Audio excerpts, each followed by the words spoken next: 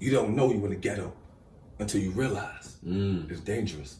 You get what I'm saying? So growing up was fun until a certain point hit. When that certain point hit, everything changes. But it's still fun. But now you come outside with a different purpose. Right. You come outside with having fun. I gotta make it back in the house. Hi, kings and queens. This is still Sharpn Steel. Welcome back, kings and queens. We are back here at the Sharpn Steel Show, a place where black excellence meets black mediocrity. You know the vibes, family. Your boy Mr. Love is here. If you didn't do it already, please hit that subscribe button. Whatever you take from us, you learn and you grow with it. Whatever we take from you, we learn and we grow with it as well. All right, like, comment, and share, guys. And listen, melanated people, kings and queens, we got our wonderful guest today. Definitely want him to introduce himself to the world. Yes, sir. Yes, and sir. also, let them know where to find you at. Let them know where the people find you at. Instagram, YouTube, Dive In King. It's the Chicken Man, baby! It's your boy C-Class, a.k.a. FCC, a.k.a. Fast Class. You heard? CEO Class. Let's go for life.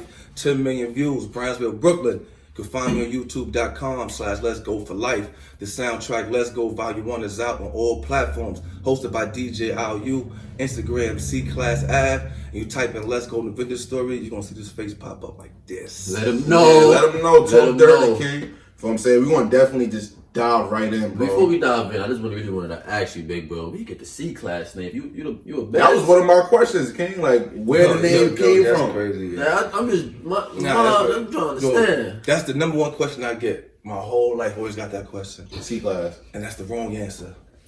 Talk about it. Wrong answer. I don't like to talk about it like that, but I'll say it the best way I can say it. Respectfully, if you can. No, I'd say Yeah. modestly.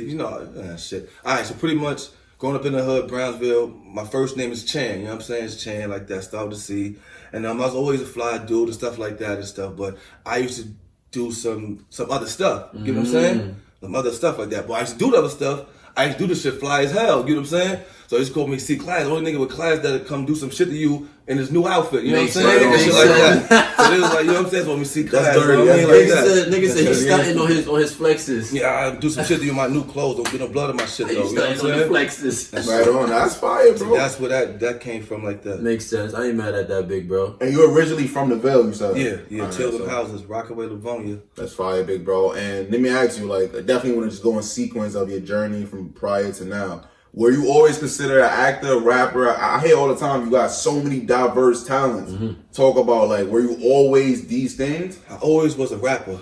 I always did business. Like, you look up YouTube video, me 13, 14 years ago, I had my clothing line AVE wear, which was my first company, AVE Records. So I had that on, the hat on, pants and all that. So I've always been that way, and I've always been entertainer. I've always been dancing, always been just like to have fun. So that's always been a part of who I am. But I never was an actor, never thought about even being an actor. Like, my whole acting thing was like any normal rapper. If you get big, you blow up, and then you'll have money. And like 50 Cent came out, he did Give It a Try Trying. Somebody that had money and you could make your own shit. I never thought that in the write my own shit. You know what I'm saying? Yeah. Following them, not really them same footsteps, but like in that same. Yeah, I never you know thought that would happen. space. In that same space. I get it. Let me ask you, where did that mentality come from? Do you feel like you got that just being your reality in Brownsville, or where did you gain that knowledge to try different things and have that, Oh, that pretty much crazy because most of my life experiences that turned good came from crime. Like just reality. Like for me, like you said, where it come from because we grew up, we was boosting. So we was hanging out with BGS dudes from Brevo Fabulous, a crew called Arcade Ralphie Kids. The low lives, we came with that. So dealing with them, we would travel to Jersey, the city. We used to wear Money Exchange, Patagonia, Banana Republic. So we was out doing different stuff. So open my eyes to stuff early in the world. You know what I mean? Made me be a hustler, made me know how to do, because boosting, you gotta have a skill. You gotta be trained your eye, you gotta move certain fast, you gotta get through the door. You know what I'm saying? So going these places made me think more, and that's with older dudes. Yeah. So being around older dudes, you pick up everything they know. You get what I'm saying? So from traveling all across different cities, all across Manhattan at 13, 14, by the time I get back to the Ville, my mind is different than everybody else. You like Nas, like, you know what I'm saying? It sounds like it was a critical time in your life for a fact when you was going through those, you know what I'm saying, those movements. Let's just slow it down. Let's bring it back a little bit to your younger version of yourself, you know what I'm saying? Let me ask you, what was your upbringing looking like? Oh man. Yeah. Take it back. Oh man. I mean, it was bittersweet. That got me up emotional. I always be emotional, King, because at the end of the day, you are where you at because you made those choices. Yeah. So you gotta appreciate and show gratitude to your reality, bro. Because it was bittersweet because it was like as a kid, you don't know you in the ghetto until you realize it's dangerous. You get what I'm saying? So growing up was fun until a certain point hit. When that certain point hit, everything changes. But it's still fun. But now you come outside with a different purpose. Right. You come outside with having fun. I gotta make it back in the house. You get what I'm saying? Gangster. So that part of my life changed because, like I said, when you do all that shit, hustling, all that money outside of the hood, it's all good. But guess what? You got to come home to Brownsville. It's a second life. You got to survive. Now, you made it from these stores, stealing and all this, getting chased through tunnels. Then you get home to Brownsville, you got 24 hours there now. You got to survive that part. So that was that. But it was fun. We played games. You know what I'm saying? It's just when it changed, that's what make everything different. Yeah, it definitely sounded like it was a tough, you know what I'm saying, not just tough upbringing, but like a mentally, how can I say it, strong environment you was in. You know what I'm saying? One of those environments. Yeah, you have to be mentally strong for it. And more power to you, big bro, because you know what I'm saying, you still here, you still doing what you gotta do, and you prevailing on a different type of business, you know what I'm saying? Different route, different route. So it's like more power to you, bro. Yeah, you know what I'm saying? Crazy though. And you serving your purpose, bro. Like we're gonna get into that. I want to ask you though, how much of an influence you feel like Brownsville had on your mental health, even to today? You know what I'm saying?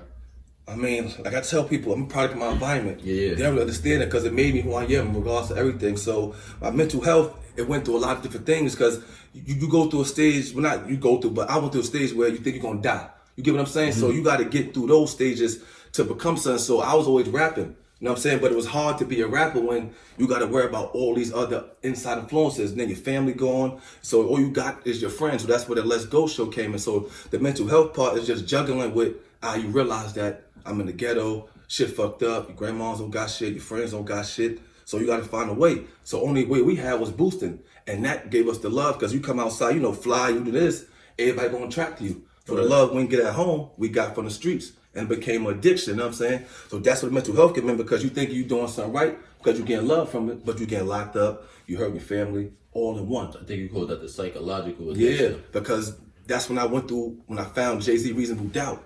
That was more about a dude stuck in the streets trying to find a way out this shit. Right. You know what I'm saying?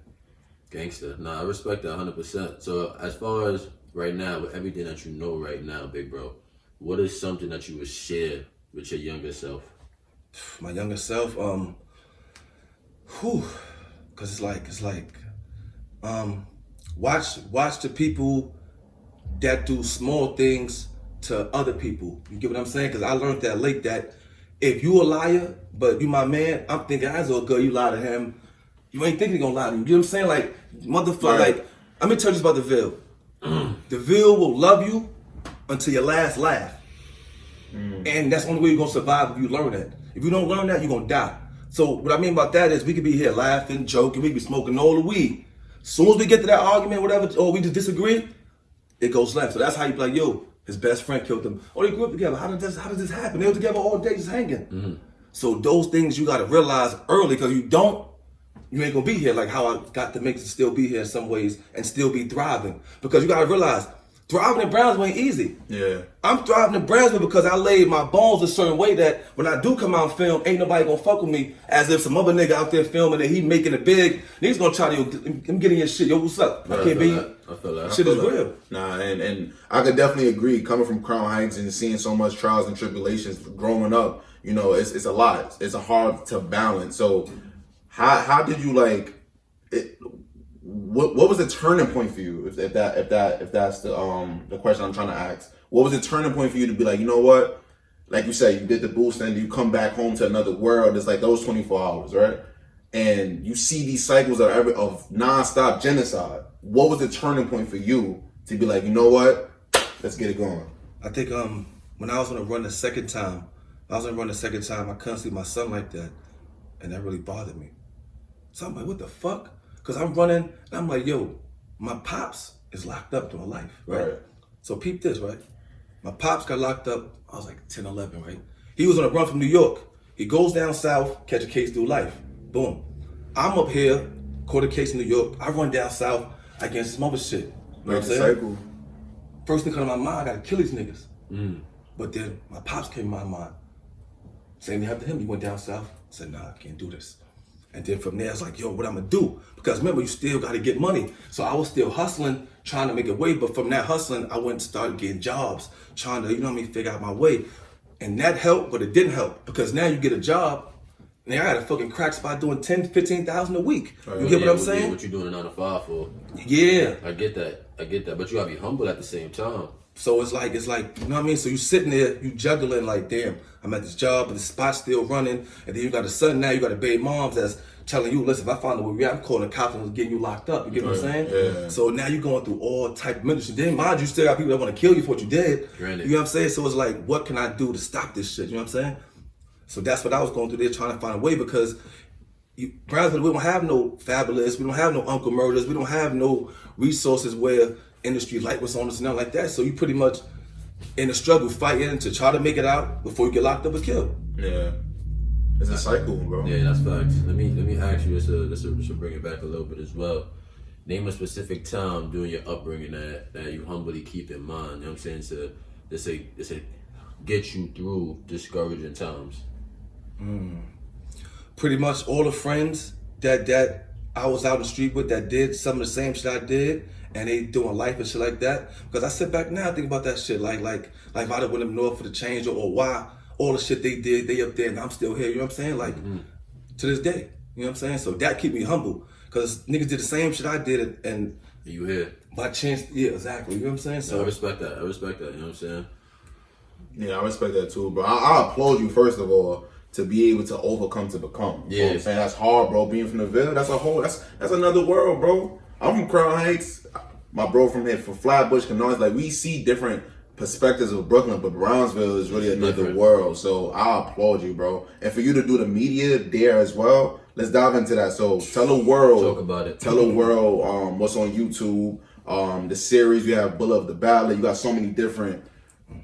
And before you touch that, I wanna say this one thing for all the people out there. For all the people out there, the youth that's listening, or whoever listening, that coming from a certain place, it makes you somebody that you don't want to be. So don't judge everybody you see doing certain things, because you gotta survive. Like, I'll tell you a true story, right? 15 years old.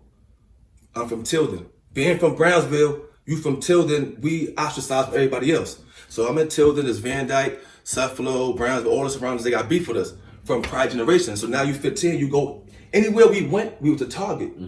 Not even my name. Area, yeah. You just say, oh, there's Tilden niggas there, let's get them. That's just it. So we end up getting robbed by some older dudes. Now these older dudes, they're already out shooting and robbing. These niggas already living that life. Right. What we gonna do? We 15. You know what I'm saying? Yeah. My cousin got locked up, my uncle got locked up, indictment, they gone. One night I'm outside, I'm chilling. Dudes roll up. Yo, what up, son? I'm like, what you mean, what's up? Yo, I ain't feeling you, I ain't liking you. Yo, son, give me that. Oh, shit. Running. Pop, pop, pop, pop, pop, pop, pop. They missed. But I'm shots hit the gate. Bing, bing, bing, bing. I'm like, oh, shit. Get upstairs. Right? Boom. I'm not hit him alive. Right? You think that's the good part? No, it ain't. What you gonna do at 15? You got older dudes with guns looking for you. Yeah, What you gonna do? Yeah, that shit's tough. You can't call a cop. What you tell a cop? What you gonna tell your grandma? Right. Your cousin who run the streets locked up. Your uncle's locked up. Your father locked up. What you gonna do? Right. You have to bust. You're gonna survive. So you're not a bad guy. But now, because think about it, they don't live in your hood. You live there. So any day you be chilling, then they just roll up.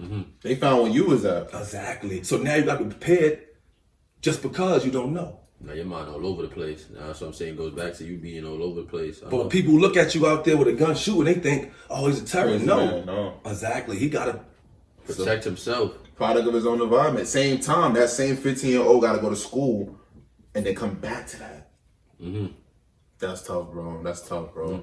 Give me some love for that one, bro. Like, we applaud you for today. I definitely want to go into the media, the different things you have on YouTube, just everything you got flowing. So, man, it's a lot. talk about what you got first, and then we're gonna go into it. Pretty much, I got Let's Go, a new vintage story. That's my mainstay web series. We 5 seasons deep in that. That's the one with 10 million views. I'm an actor in there. I'm a writer. I'm a director. I'm an editor. My music is in the background, as in the soundtrack. With the soundtrack is all the artists and actors who are in the show. So we kept it home based. That show is pretty much based on my life. It's what's called a new vintage story. So I'm telling the old stories of then in a new time. You know what I'm saying, like that. And then we got 2 Christmas movies, which are comedies. My grandma loved Christmas, so we always do Christmas movies whenever we can. So they 2 kind of Let's Go Christmas 1 and Let's Go Christmas 2. So our film is like a dramedy. You're gonna laugh, you're gonna cry, you're gonna get emotions, you're gonna get messages, all in one. It's not just straight street stuff. It's basically to show how people become who they are. That's why I did it, to show people's story, that everybody who do drugs ain't doing it because they drug addicts. It could be they got raped, they going through something that pushed them to do stuff, because everybody look at things through the wrong lens. So that's the whole reason I put the show out, just to get a lens of us and people like us who go through this and have fun watching us. Yeah. That's how you get the chicken dance and all that crazy shit. The chicken man. Let them know again real quick. Oh man, it's the chicken man, Let them know. Yo, that shit don't go nowhere, yo. No matter where I go. Listen, man. Yo, do the dance for me, Clyde. Do the dance for me. When I heard the first time, I'm like, nah, this is my man right here. I can't wait to meet him, son. You saw the mask. You saw when I had the mask on, running around, the chicken mask. You had the mask. Come and on, the kids chasing me, bro. Kids and shit. Nah, you know I mean? But just to bring it back really fast, just before I touch upon your title and your position, because, man, I applaud you for having those positions under your belt. You know what I'm saying? I applaud you for that. But who was a person that you revered, you showed so much admiration to while you was coming up, and you still apply those same lessons you learned from them and took from them till this day? I mean, pretty much, I wasn't not one person. It was like my cousin, he older dude. When I was on the run, he taught me a lot about being a man. Taught me how to live. My pops, for years, it was just a voice. I ain't see him enough. It was a voice, but what he said, break the chain. You know what I'm saying? Like, break the chain. And then I read books. I love reading, so I read different books, and I just take what I get from the book and put it in myself. Like when I was doing real estate, I read a book called You Can't Teach a Dog How to Ride a Bike at a Seminar. It was a sales book, but it taught you about life. It taught you about yourself, how to do different things. I read Warren Buffett book, The Buffett Way. I read Russell Simmons books. So I just read different stuff, and I take positive traits from all these people and try to attribute it to myself to build me better, like that. Right on. No, that's amazing, man.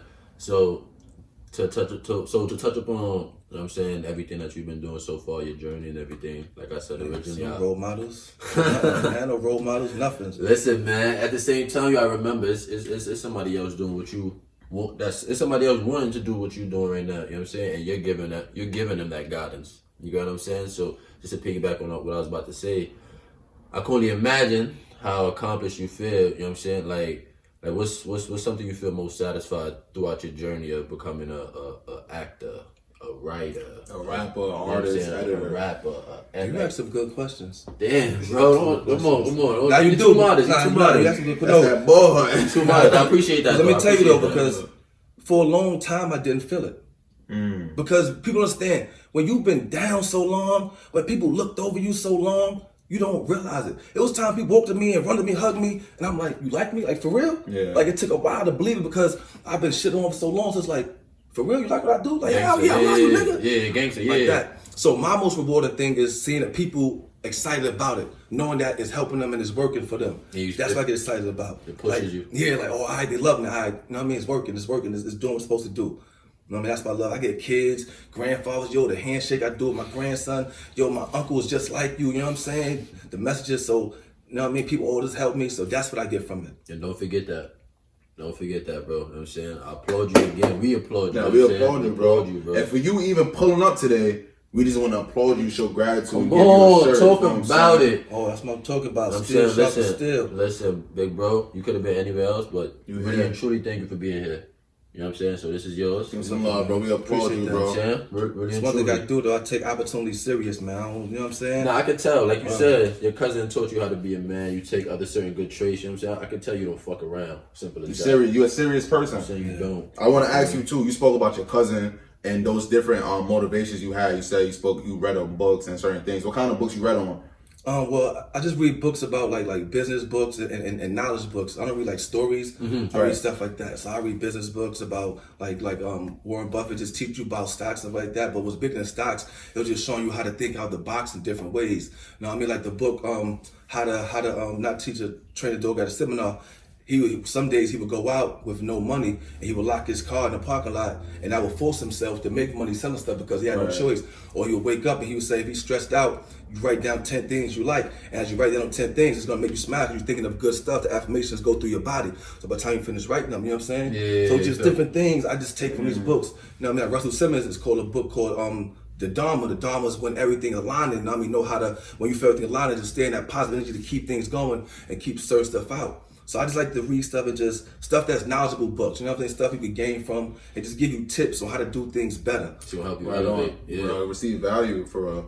Let me ask you in regards of I seen the bullet, the ballot. I seen the background with the Malcolm X approach. How much of the African history and our descendants' history has an influence on your series, your media, just black media in regards of C-Class?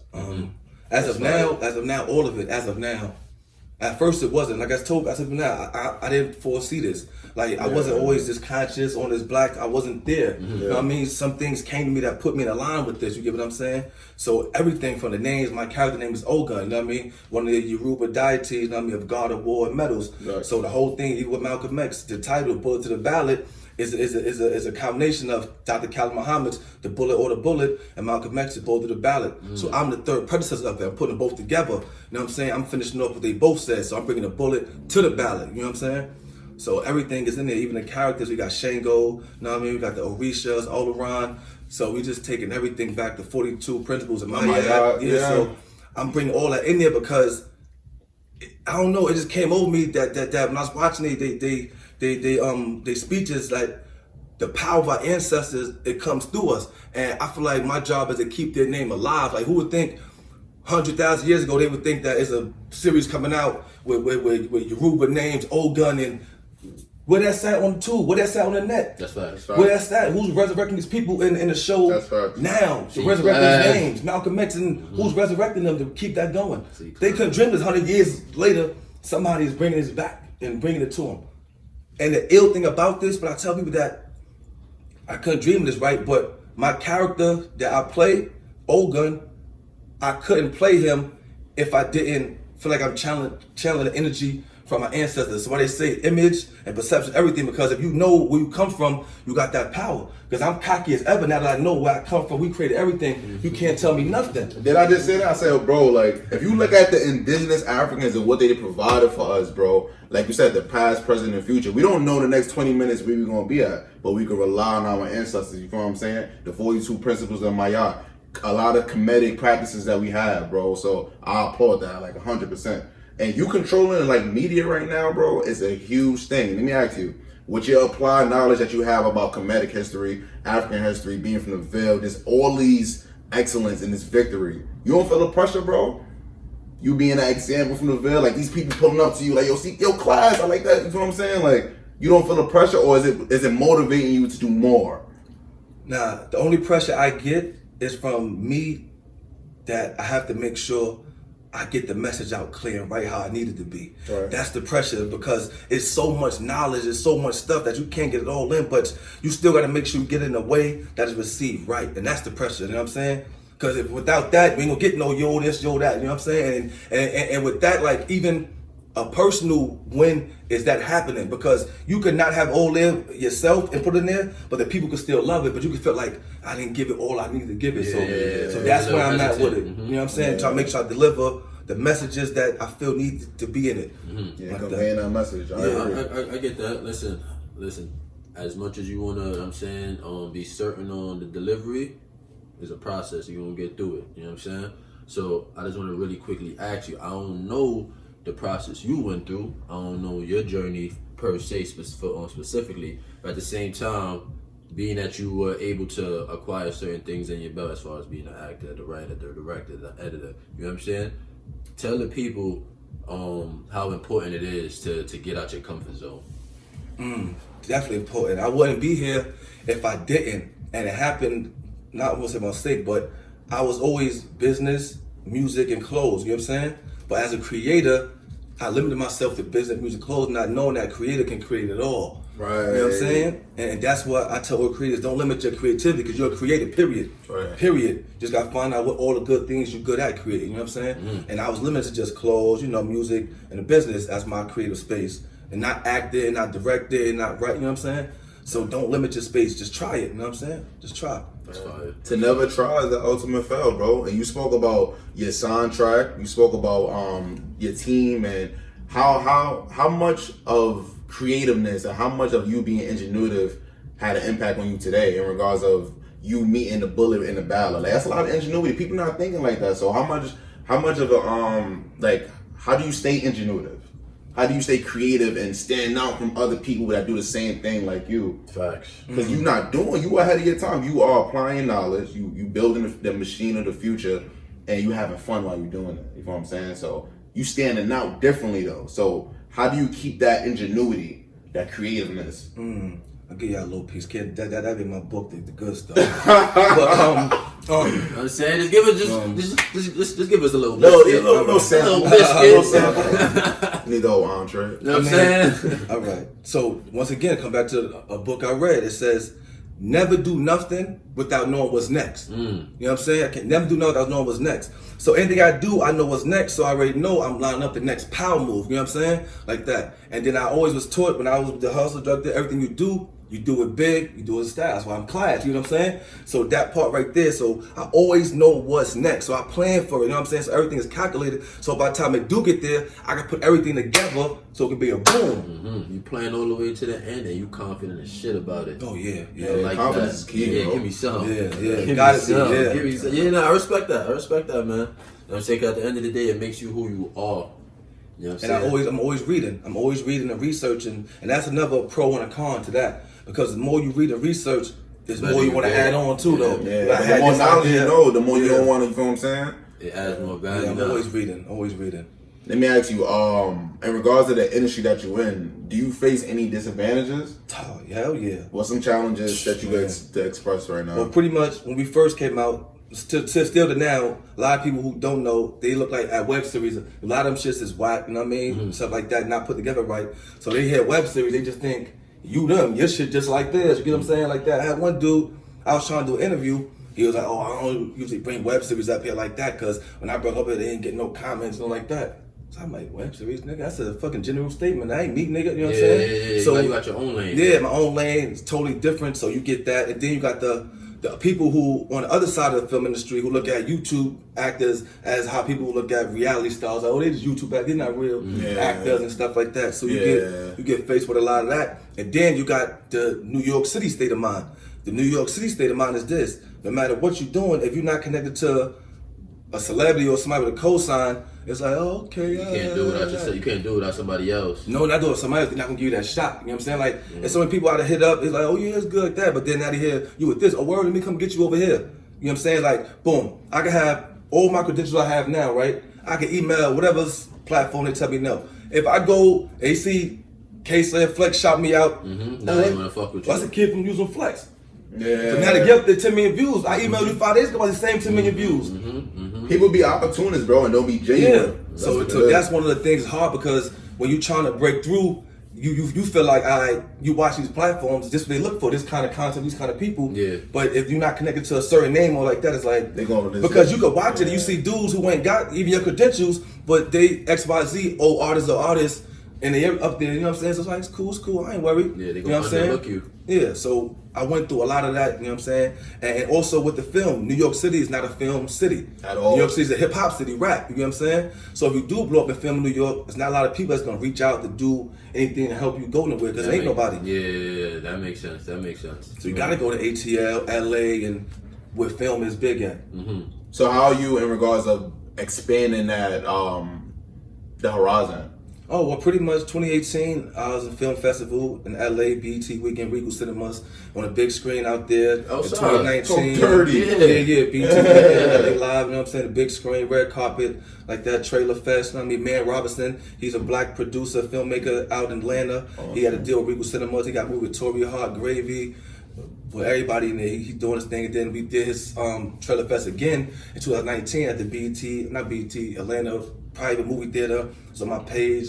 Nigga, that was different. Like, I'm sitting there talking with a mic with the screen behind me, playing me and shit like that in front of people. How that made you feel though? Oh, that made me feel good. I was nervous as shit, you know what I'm saying? Like, I think that was when you said you had to perform by yourself, right? No, not that one. Not that one? Nah. But that one, we was there, the hotel, Yeah, had man, everything shit. laid out. That's what I'm saying. That shit was beautiful though, you know what I mean? The shit playing up there on the big screen, you know what I mean? So I met some distribution people from there. I met some network people from there. So we be in all type of film festivals just trying to figure out a way, because you gotta remember, just because you got a film, you're not in the film world. So that was our challenge to cross over to people in film knows. Right. Yeah, that makes sense. I definitely, I applaud you, bro, for taking that initiative. You took Brownsville and you took it to another world. And we went on tour. Y'all went on tour too? Yeah, we went on tour. Well, I don't know if actors go on tour, but we went on tour. He said, I don't know if I don't know what they tour, booked, but we went on tour. We went on tour. They booked us to do the club in VA. They booked us to in Georgia to host a rap battle showcase event. We was on 97.9 FM radio station, blast through the 3 different cities and shit like that. Mm-hmm. We went to they had a big party barbecue for us in South Carolina and shit with the fucking bikes pull up, the motorcade shit. Y'all was turned. Yeah. No, that sound And lit. we drove. We had our own little van and shit, on the road, city to city, telly to telly, and stuff like that. No, that's fire. And we got bootleg twice too. They bootlegged us twice. And in Cleveland and South Carolina. So we got a group on our YouTube, Facebook page, Facebook groups. Yeah. They're like, yo, son, I'm in the shop right now, took a picture, they got y'all shit in here. Okay. And shit like that. And I'm like, wow. Let me ask you. You spoke about conveying a message, right? And delivering that message. What's the ultimate goal in terms of what is the message you're trying to convey on all horizon? We need to come together and look at each other as one. Still Sharpn Steel. And because from there, that's where we can build from there.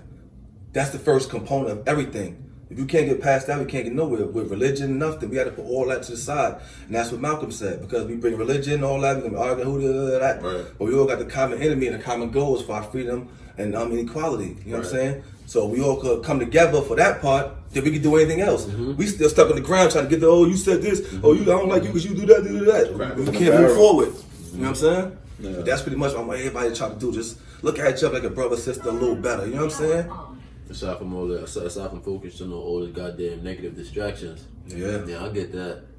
I definitely appreciate that, bro. Yeah. While you here, Still Sharpn Steel, we present Let's Rap. We got 5 words for you, big bro. You know what I'm saying? We're gonna tap in with this rap up side of you. You know what I'm saying? Do it. And we're gonna see what's the word. So we got 5 words. Still Sharpn Steel presents Let's Rap. I'm saying, it's all love. It's all love. We're gonna tap in, big bro. All right. 5 words. Talk dirty, king. I run, my black power made me ride. The universe was playing, let the crackers die. Cash and Clay, you went to jail because you ain't want to play. You ain't listen to them cracking niggas. I'm Kemet. I'm a youth. Oh, alright, bring it back. You gotta bring it back. Kemet raised us. Black power changed us. Universe playing made us. But the youth is raised up. Come fight like Cassius, fight like Malcolm, kill like Khaled. Tell them stop it. I'm a Kemet god. Look at me. I raised from the dirt. I'm Sphinx. Black power me. Universal C. I was a youth. Now I speak the truth. They can't fuck with me. I don't really wanna kill niggas. Give me racist too. I put a racist in the chokehold like I did in the man. Yeah. Give it up for C-Class. Give it up for C-Class. Get me that home. That's what's up. Fire, big bro. Yo, listen. We appreciate you. We got a couple questions before we round this up. I'm gonna let B go first though. If there's anything you wanna ask my boy C-Class before you get out there. Absolutely. I ain't even gonna hold you. We're gonna bring it back again, piggyback. Bring it back, Yeah, bring it we're back. We're gonna piggyback on the list of things that you've definitely accomplished so far. You know what I'm saying? As far as with the directors, the people you met, the networking and everything. You know what I'm saying? So I just want to shout outs to Now This Podcast. You know what I'm saying? Yeah, shout out to Now This Podcast. Shout out to Now This Podcast for having my boy. You know what I'm saying? Shorty doing her thing. Yeah, absolutely. You know what I'm saying? Let the people know how important it is to provide quality content with substance. I mean, I think that's the only way you're gonna really connect with the people, because people know bullshit And you got to also have one thing you got to learn. You get their ears and you have their heart. I'm saying our goal was to get their heart. You get what I'm saying? So with a message, it's always going to be delivered through the soul. You know what I'm saying? And I feel like if I deliver it right, this going to touch you forever. You know what I mean? So when I sit back and I write these things, I'm like, how would somebody react to it? How would somebody feel to it? And that's pretty much what the message is about. It's about making sure people react. As an entertainer, you want a reaction from a person, whether it's a laugh, a cry, or what. You know what I'm saying? And that's the whole goal. Like, sometimes I sit back and I watch my stuff with my eyes closed to hear people around me with just reactions through the whole 40 minutes. Don't look. Just hear the reaction. That's how I know. All right, the message delivered. You know what I'm saying? And that's important.